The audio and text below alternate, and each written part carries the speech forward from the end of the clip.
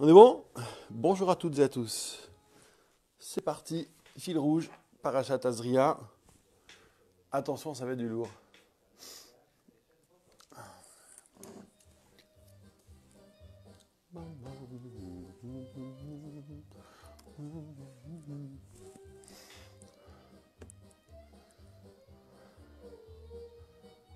Fil rouge. C'est l'enquête sur la paracha de la semaine.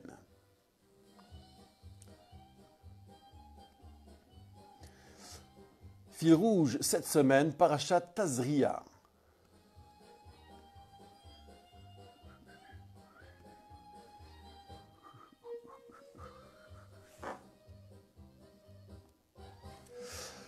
Attention, aujourd'hui, c'est du lourd.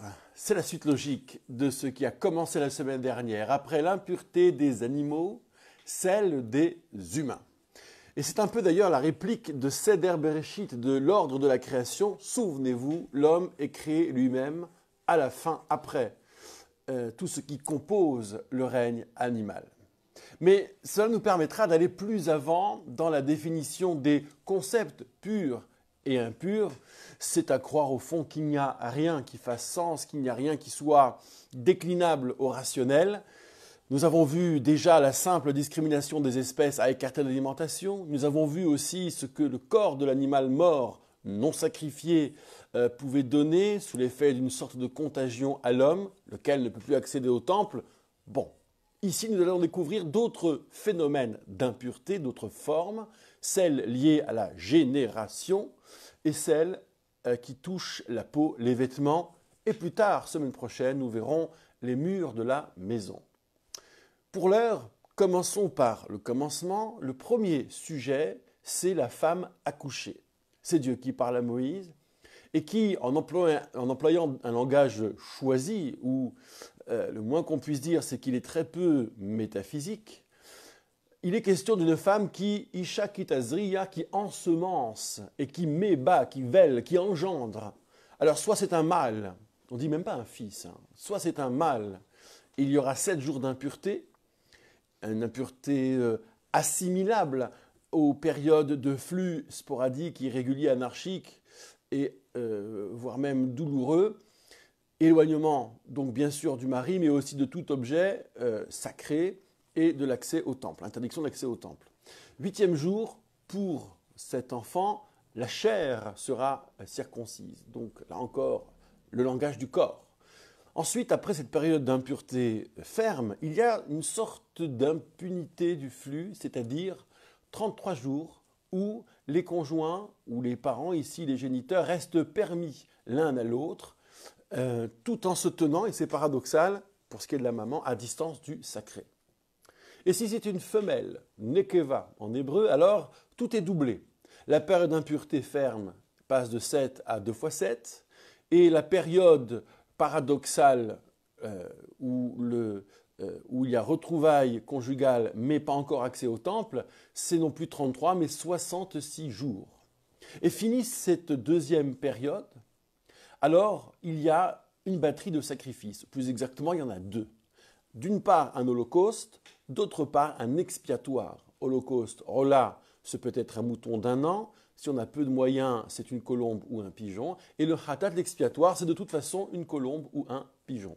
Et le prêtre est prié d'appliquer pour cette femme accouchée tout le rituel qui lui permettra, outre l'expiation, de recouvrer la pureté. Et je ne fais que traduire dans un français conventionnel, sans définir pureté de cette femme. Voilà pour le premier sujet. Qui est chargé d'énigmes, peut-être même de contradictions, de paradoxes. Comment peut-on imaginer qu'une femme qui donne la vie, la voilà impure? C'est tout de même totalement contradictoire si on considère que l'impureté a à voir, ce qui semble être le cas jusqu'à présent, à voir avec la mort. Quoi qu'il en soit, le deuxième grand sujet que nous allons seulement amorcer dans cette première partie, c'est un phénomène surnaturel appelé tsara'at. Tsara'at, improprement on traduit par la lèpre. Mais justement, non seulement il n'en est rien, mais c'est très exactement de ce genre de phénomène naturel, mécanique, qu'il nous faudra distinguer la tsara'at. C'est une sorte de signe du ciel, providentiel, d'où l'intervention du prêtre pour statuer sur des lésions cutanées, et encore le terme générique ici serait impropre, pour dire si oui ou non c'est naturel, ou bien si c'est tsaraat. Et nous allons voir ce qui en découle. Alors,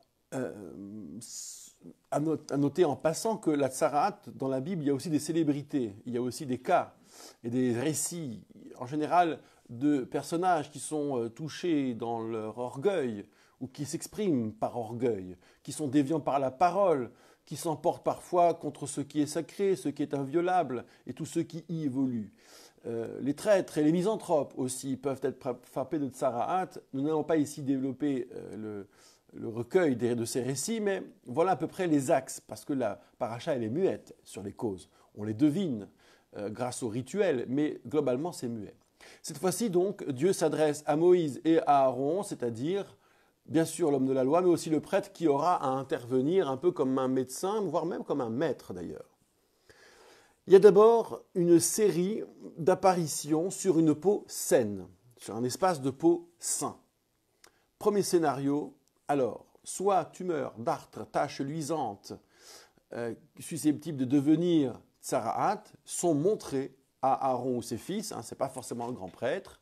Alors, de deux choses l'une, ou bien cette tache est blanche, au milieu d'elle, il y a un poil blanchi, donc le phénomène a atteint la racine du poil, et donne une impression de profondeur, il s'est un peu enfoncé. Alors, immédiatement, le prêtre décrète tsaraat, c'est-à-dire, en conséquence, impur l'individu. Il qualifie de tsaraat et décrète, ce faisant, l'individu impur. Nous verrons ensuite ce qu'il advient de cet individu.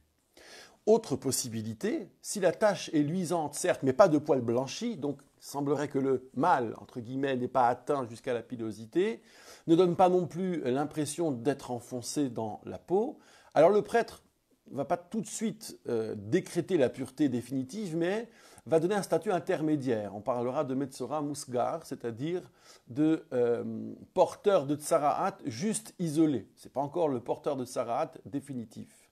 Et je ne traduis plus de tsaraat pour les besoins de l'exposé. Donc le prêtre va isoler alors soit l'individu, soit la plaie elle-même en dessinant autour pour voir comment elle évolue. Et ce pendant 7 jours.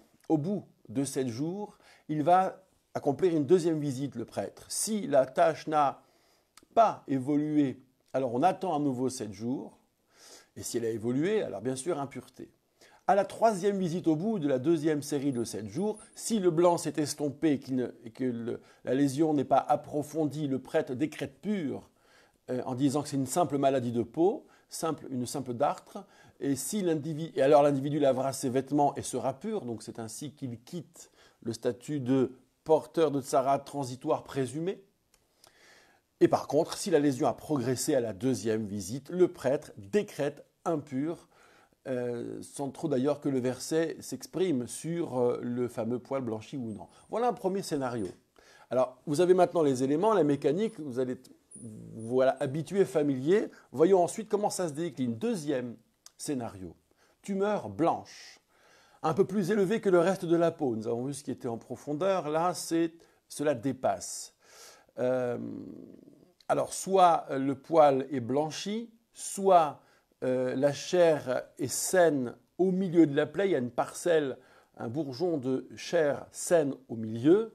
Alors, on parlera de tsaraat prolongé, de lésions persistantes. Et donc là, sans isolement pour analyse, l'homme sera décrété impur. Troisième scénario, si la lésion progresse sur tout le corps, de la tête aux pieds en totalité, il n'y a pas un espace, l'homme est décrété pur.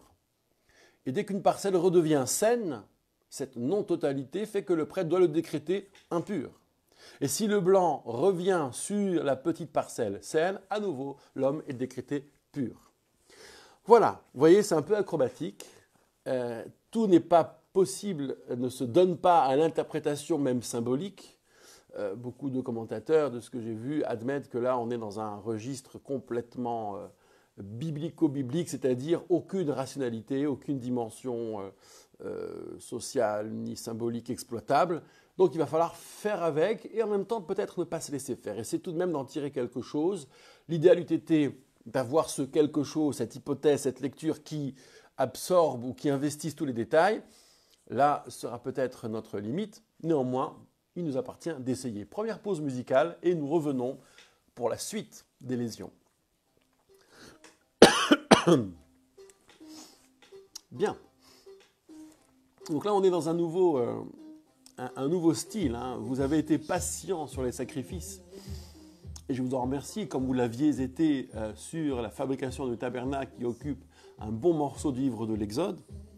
Bon, là, ça ne durera pas non plus 36 parachiotes. On aura encore un peu la semaine prochaine, enfin un peu beaucoup même. Et d'ailleurs, on aura une vision d'ensemble. Hein. Là, tout se passe comme si une parenthèse était ouverte. On a commencé avec l'impureté liée à la génération. On finira avec l'impureté liée aux flux séminaux, masculin, féminin. Alors qu'est-ce qu'on entend par flux féminaux, ça aussi, séminaux, pardon. Ça aussi, c'est... Ah, mais c'est sympa ce truc-là. C'est quoi ça? La reprise. C'est une reprise de Stromae, c'est ça? Ouais. Bah ouais. Ah ouais. Il parle en quoi? En yiddish ou quoi? Je parle tellement bien l'anglais que j'ai l'impression que c'est du yiddish. C'est quand même pas mal. C'est énorme. Ouais, ça c'est des brides, ok. Bon, Oh, c'est génial, c'est très bien fait.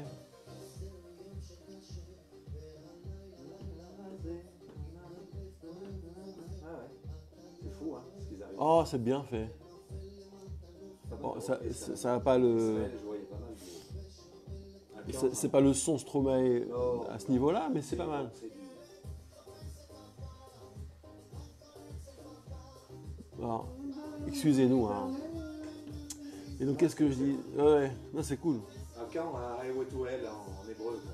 Allez, allez. Alors, du coup, je sais plus où on en était. Moi. Ouais, parenthèse. On commence avec la génération.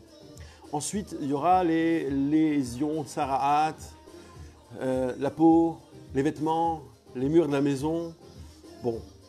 Et ensuite, on reviendra sur les flux séminaux. Donc, génération, flux séminaux, parenthèse s'ouvre, parenthèse se ferme. Il faudra donc aller vraiment, pour avoir la vision d'ensemble, jusqu'au terme de la paracha de la semaine prochaine.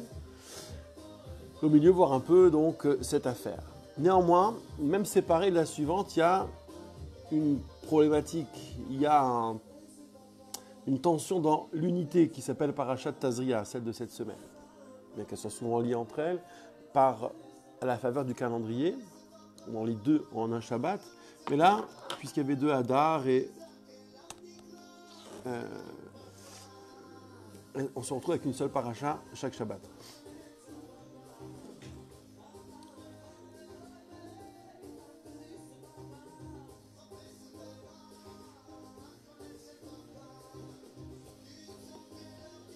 Bien.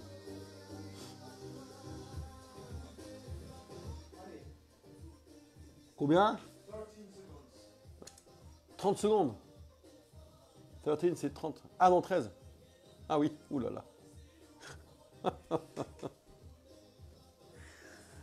Mon anglais est déplorable. Trop shakespearien, trop.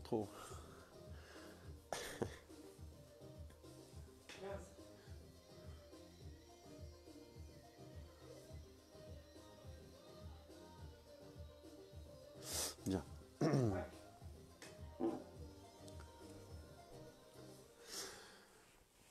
Fil rouge, Nissim Sultan au micro de Radio Kol Shalom. Fil rouge, c'est l'enquête sur la lecture de la Torah hebdomadaire. Nous avançons dans le livre du Lévitique et avons fait nos premiers pas sur le registre du Metzora, du porteur de la Tsaraat, lésion surnaturelle qu'il faut traquer comme telle d'ailleurs pour la différencier de phénomènes plus naturels et mécaniques, là sur la peau.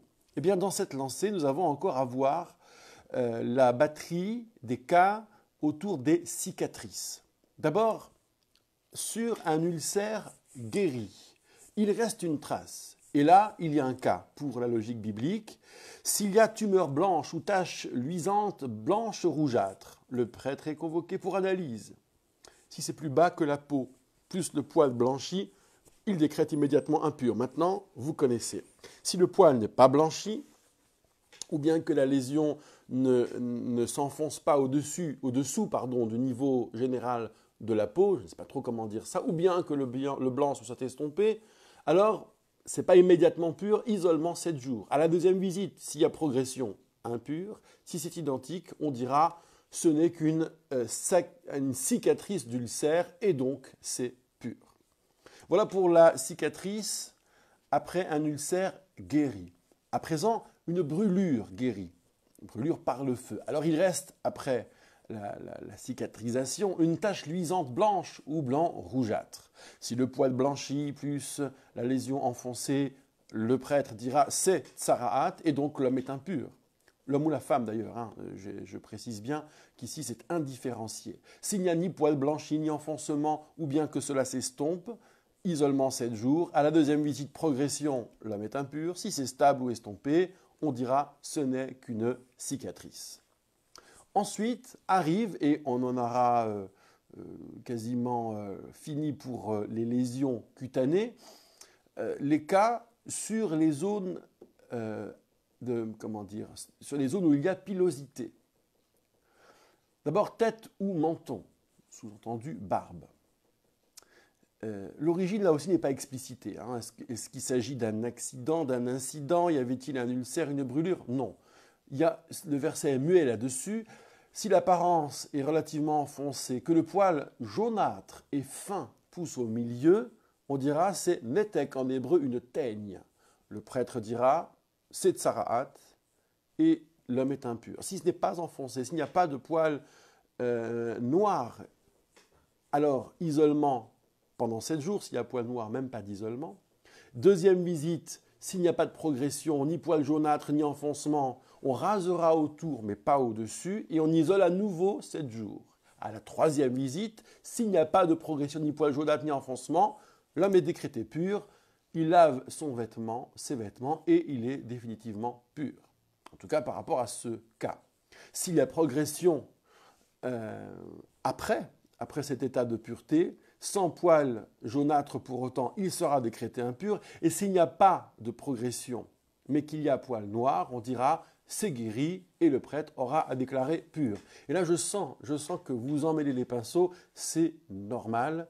Gardez, hormis les détails qui construisent votre opinion, votre pensée, j'allais dire votre religion, gardez le souci de la vision d'ensemble, c'est très important.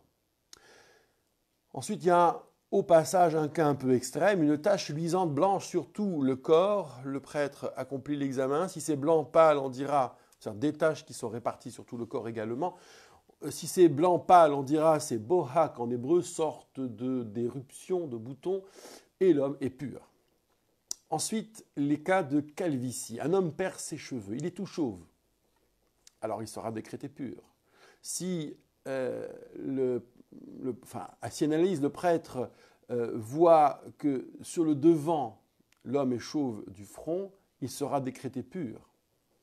Et à ce moment-là, donc, dans ces cas précis, en cas de lésion blanche, rougeâtre sur calvitie de derrière ou de devant, c'est la procédure classique, c'est l'examen du prêtre. Si la tumeur blanche, rougeâtre est effectivement telle, le prêtre décrète impur sans le critère du poil. Au passage, la Torah nous dit en quoi consistera le rituel du porteur de tsaraat, déclaré tel par le prêtre dans tous les cas que je n'ai pas toujours détaillés, qui ont été énoncés. Alors ces vêtements sont déchirés. C'est sans doute en signe de deuil, diront certains. Sa tête, les cheveux sont laissés, défaits. Ça veut dire on laisse pousser. Il devra se couvrir jusqu'à la lèvre supérieure, jusqu'à la moustache, si c'est un homme, grâce à son vêtement. Il déclamera « Tamé, Tamé » à quiconque viendra l'approcher, impur, impur, et il vivra isolé en dehors du camp. Retenez bien ce descriptif, il est un peu rapide, et nous y reviendrons à la paracha la semaine prochaine, on va préciser le rituel, mais déjà, ça paraît hautement emblématique, c'est-à-dire une source qui nous permet d'identifier les causes. Qu'est-ce qu'on reproche à ce pauvre diable ou à cette pauvre diablesse, porteur ou porteuse de tsaraat. Et enfin, un dernier registre, la tsaraat des vêtements, qu'il s'agisse de vêtements tissés ou bien de vêtements en cuir ou d'ustensiles en cuir, laine ou lin. L'origine de cette apparition est inconnue, on n'a pas de scénario là-dessus. Ça concerne la chaîne ou la trame, ou bien le cuir vestimentaire ou utilitaire. Il y a une tache verdâtre ou rougeâtre. Le prêtre accomplit un examen, isolement 7 jours. Au deuxième examen, s'il y a progression, on dira c'est tsaraat mam eret, une sorte de tsaraat pernicieuse, insistante, décret impur. Donc c'est le ciel qui s'occupe d'écarter un vêtement, rendez-vous compte. Et on brûlera le vêtement au feu. Si c'est stable, alors le prêtre demande de laver le vêtement et de le laisser à l'isolement pendant 7 jours, le vêtement. Au troisième examen, si l'apparence est stable, mais même si ça ne progresse pas, donc là c'est différent de l'homme, c'est décrété impur et l'on brûle. Si la couleur s'est estompée après avoir été lavée, donc la partie est prélevée, déchirée, et si ça réapparaît, on dira que c'est une éruption, le tout sera brûlé. Mais si ça disparaît en revanche, un deuxième lavage, et au mikvé en l'occurrence, et le vêtement sera pur. Voilà avec quoi nous devons nous débattre. Autant dire que nous avons du pain sur la planche, et pour y réfléchir, digérer tout cela, laisser que cela décante, une deuxième pause musicale, c'est parti.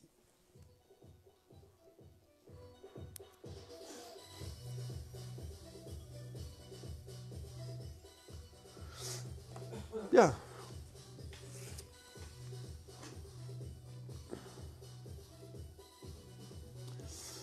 Alors là où c'est choub patate, c'est que pur et impur, on a vraiment, au-delà des malentendus, du mal à seulement cerner les concepts.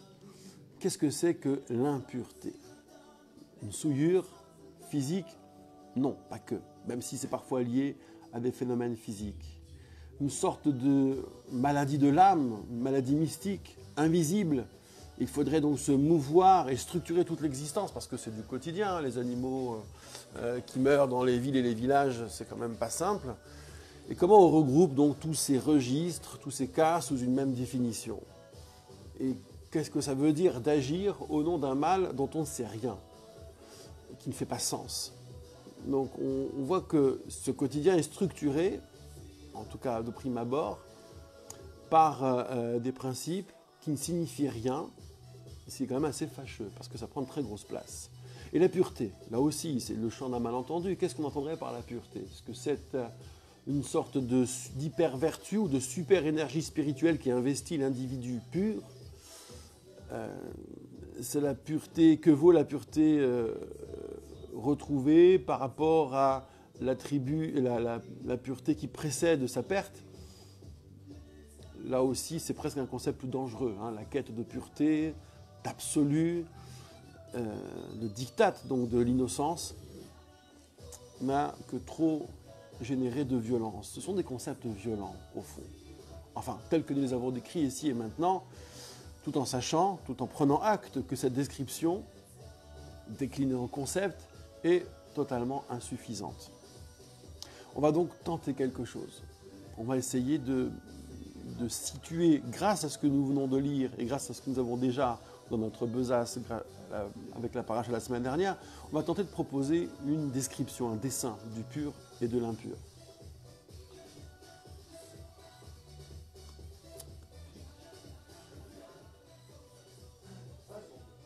« 20 secondes.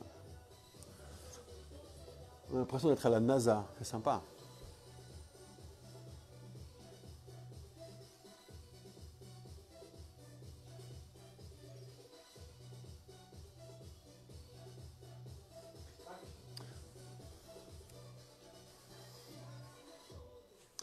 Vous êtes bien, vous êtes très bien sur Radio Kol Shalom 100 FM, la fréquence de la communauté juive à Grenoble et les environs et le reste du monde. Nous avons décrit la section hebdomadaire, la lecture de la Torah de cette semaine. Oh, que c'était technique, que c'était difficile et a priori muet. Néanmoins, nous allons tenter de situer une tension, un point de bascule et une trajectoire appelée fil rouge. Au début, que voyons-nous?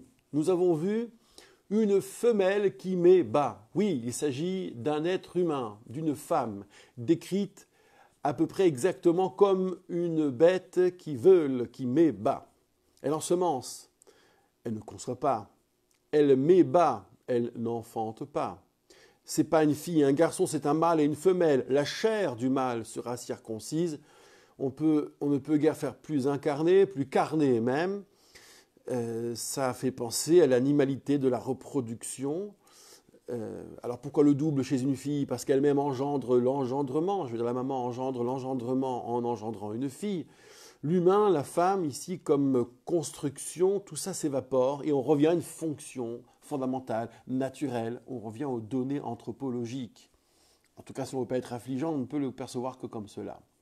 Et par quoi ça se traduit? Ça se traduit, ce mouvement, ce rappel de la nature. Hein, la nature se rappelle à nous, donc ici, à travers le cas de l'accoucher. Ça implique une distance avec le sacré, c'est-à-dire le temple comme présence du divin ici et maintenant. Donc cette distance, il faudra quelque part l'expier, d'où peut-être le sens du sacrifice ratat. Rappelez-vous, il y avait 2 sacrifices, un expiatoire et un holocauste. Et peut-être cette prépondérance, ce retour fracassant de la nature, bien que je n'aime pas en faire une donnée négative, mais ce n'est qu'une hypothèse a priori que nous allons essayer d'affiner sinon de démentir. Et donc cette prépondérance à faire mourir, ou à faire disparaître, serait-ce cela le sens de l'Holocauste? En tous les cas, chez la femme accouchée, la nature et ses lois se sont rappelées à elle, se sont comme invitées. Et il lui faudra retrouver, restaurer la présence au sacré, la présence à la présence avec un grand P, repratiquer ce chemin. D'où cette trajectoire, retour vers le temple par étapes d'ailleurs. D'abord retour vers l'autre, son homme, puisqu'il y avait un moment de grâce, rappelez-vous d'impunité des flux, 33 après un garçon, 66 après une fille, et après le retour à l'autre, le retour au tout autre, c'est-à-dire le lieu de la manifestation divine, c'est-à-dire le sacré. Voilà ce que nous avons au début, si on voulait le reformuler et le décrire autant que faire se peut. Maintenant, à la fin, nous avons quoi? Nous avons la tsara'at, le phénomène surnaturel, le signal providentiel sur les vêtements. Et à l'instar du corps, l'enjeu c'est quoi? C'est de distinguer le surnaturel des phénomènes naturels ou mécaniques. Donc s'agissant des vêtements, la tsara de la moisissure par exemple, et ainsi d'isoler ce qui serait un signal qui frappe depuis le ciel et qui vaut message. Mais quel message? Là aussi, décrire ce message, le décrypter n'était pas évident. Alors, je rappelle qu'il y a une progression. La Torah a évoqué la peau, puis le vêtement. Elle évoquera la semaine prochaine la maison. Et nous reviendrons sur ce schéma global, sur cette trajectoire globale. Mais qu'il s'agisse de peau, de vêtements, de maison, à chaque fois, ça touche ce qui protège. Donc, immanquablement, ça a à voir avec la providence. La providence rappelle que ce qui protège, ce dont nous croyons qu'il y a, ce sur quoi nous portons le préjugé de la protection, eh bien justement est un peu démenti par ce signal. Et puis aussi, la peau, le vêtement, comme la maison, exprime l'intime, une certaine intériorité. Et ce signal a rapport donc à notre pensée intime, notre vie intime. C'est vrai que ça ressemble déjà à la faute intime de la médisance ou de l'orgueil, déficit de vérité intérieure, même si tous les lépreux, les porteurs de tsara'at célèbres sont difficiles à regrouper sous une même tête de chapitre. Mais à chaque fois, c'est un peu la parole facile qui va trop vite, qui va trop loin, qui va trop fort. Alors c'est le prêtre qui va sortir du temple. Il n'a pas le choix, on ne va quand même pas diagnostiquer ce qui pourrait être impur à l'intérieur. Il intervient, mais pas tant en prêtre, mais surtout en maître. Parce que c'est la loi qui lui dit quoi penser de telle vision, de tel examen, au terme de tel examen, et ensuite, lui, il pose un diagnostic conforme à la loi. Il y a une technicité du geste, bien sûr, du diagnostic qui lui appartient. C'est un peu la Torah orale, ou le shimouch, l'apprentissage pratique. La Torah lui donne toute autorité, d'ailleurs, moyennant compétence, puisque lorsqu'il parle, l'impureté advient. C'est uniquement sa parole, là aussi indice par rapport à la médisance, c'est sa parole qui instaure l'impureté ou qui restaure la pureté. Voilà ce que nous avons à la fin. Donc, maintenant un peu de recul. Le début nous raconte le retour vers la contemplation, cette manifestation centrale qui est celle du temple ou dans le désert du tabernacle. La fin nous raconte comment la providence régulière et au présent, un peu à l'instar de la capacité prophétique qui se répand, du Urim Vetumim, le message du pectoral du grand prêtre, à distinguer de l'histoire et des miracles ponctuels. Donc la fin nous raconte la providence qui intervient auprès des gens. Alors il y a quand même un décalage mystérieux, parce que si on voit bien les deux trajectoires, s'acheminer vers la contemplation, retrouver le chemin pour la femme accouchée et être récipiendaire d'un signal céleste pour le porteur de Tsaraat, il y a un décalage mystérieux. Pourquoi ? C'est que d'un côté, la contemplation, c'est une clarté vers laquelle on se rend. La nature nous en a écarté, il faut y revenir, mais le phénomène, lui, est clair. Mais quand c'est la providence qui va vers les gens, qui cherchent à rentrer dans la nature ou à se mêler à la nature ou à la mécanique, il faut la distinguer. Pourquoi ? Ici, la providence est sans clarté. C'est ce que nous allons essayer d'exprimer. Voilà la tension de notre paracha, très claire dans le cheminement de la femme accouchée, très confus, et il y a une recherche opiniâtre chez le porteur de Tsaraat. Alors nous avons le temps pour une dernière petite pause musicale que nous allons entreprendre, et je vous laisse réfléchir et reviens vers vous tout de suite après. Le timing le permet, c'est pourquoi je me suis permis. Ah, on va l'abréger. Non, à moins 10, on cut. Voilà. Histoire de... Ah oui, oui. 2 minutes, c'est bien.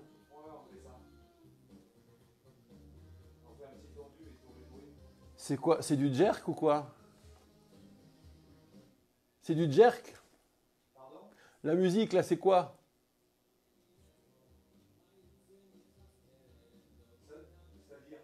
Quel genre? Je sais pas. Non, mais c'est rien en fait.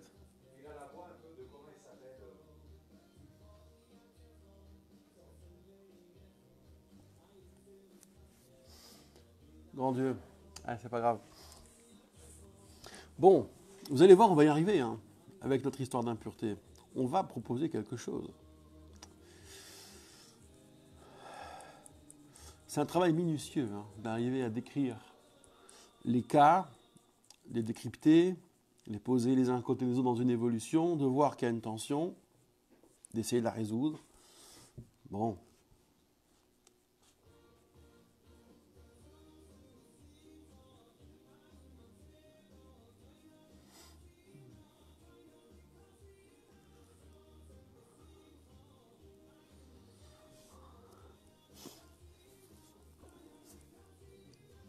On peut y retourner, hein. On va y retourner.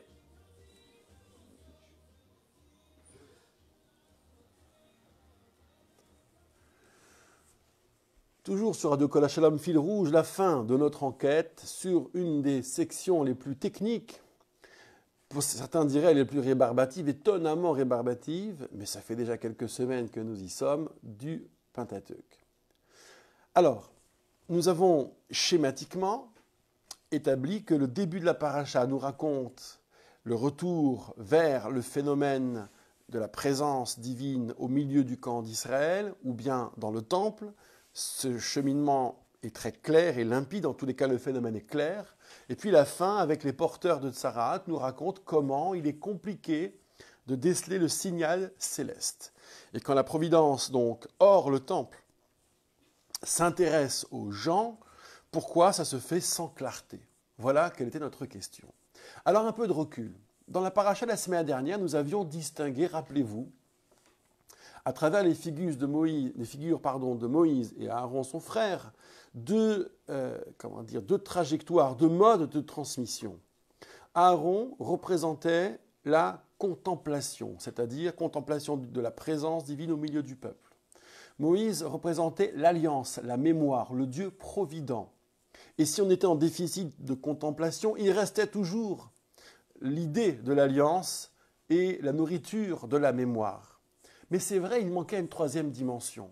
Et quid de la providence au présent, chez les gens hors le temple? Eh bien, c'est effectivement, vous l'avez compris, dans notre paracha qu'elle apparaît. Pourquoi l'enquête est dévolue au prêtre? Pourquoi c'est lui qui est chargé donc de cette troisième dimension, alors qu'a priori, c'est qu'une affaire de compétence. Dire comment c'est ou comment ce n'est pas.